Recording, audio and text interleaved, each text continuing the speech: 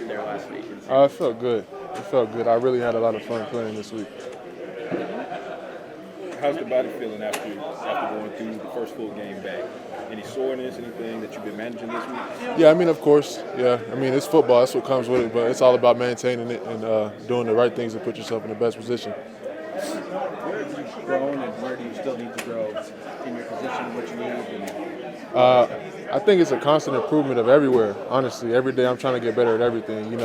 Sometimes I try to focus in on certain things or certain plays, but as a whole, I try to get better at everything. And I still have everything in the world to work on. I'm not polished up yet. I'm still working. In terms of your adjustment, has it been more of an adjustment to the NFL speed or from right tackle to left tackle? I think it's all of it as a whole. Playing on this level is different, and also switching sides is different. But my team puts me in the best position possible to be the best player I am. What's the challenge in balancing the self-accountability and knowing where you need to grow and working on that without being too hard on yourself and understanding that there have been some positives you put on tape as well? I mean, you got to be hard on yourself. You want to be great, you got to be hard on yourself. You got to be your biggest critic. You know what I'm saying? You got to want it more than anybody else wants it for you. So I don't really know if there's a line. It's just about how much you can take as a person. So you take the extra film work and the extra reps to kind of help you improve and those kinds of things?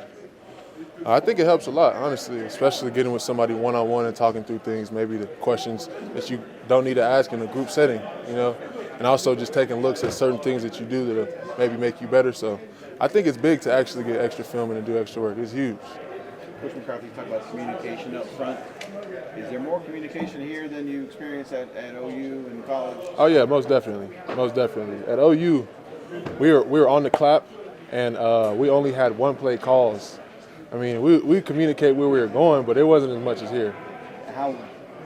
What do you think the communication breakdowns have been on? Just time on task with each other? Just getting on the same page. We're a new group playing with each other. We just got to gel together. We will. What have you guys seen from the defensive line in Atlanta as you guys break down field this week? Without giving too much.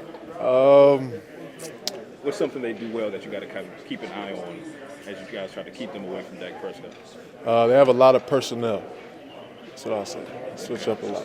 You went up against a lot of really good defensive ends to start your career. What's the biggest takeaway from going up against guys like Myles Garrett and some of the other guys you went up against? I mean, at the end of the day, you got to prepare. Like, everybody's the best dude on the field. It's the NFL. Maybe not the big name guy is the guy that's going to get you. The dude that you don't know might get you because you ain't seen him do what he does. So I think it's just preparing, every play and every day like you're going against the best person possible. How do you work on some of the penalties and cutting those downs, whether it's holdings, false starts? Yeah, just refining my technique, trusting it. Is it that simple, or do you feel like at some point the refs, because you've had a few, the refs are targeting in some ways because even though you are doing the right thing, you know what I'm saying? No, it's about taking accountability. I was holding, and it is what it is. I just got to clean up myself. It won't happen if I'm not holding.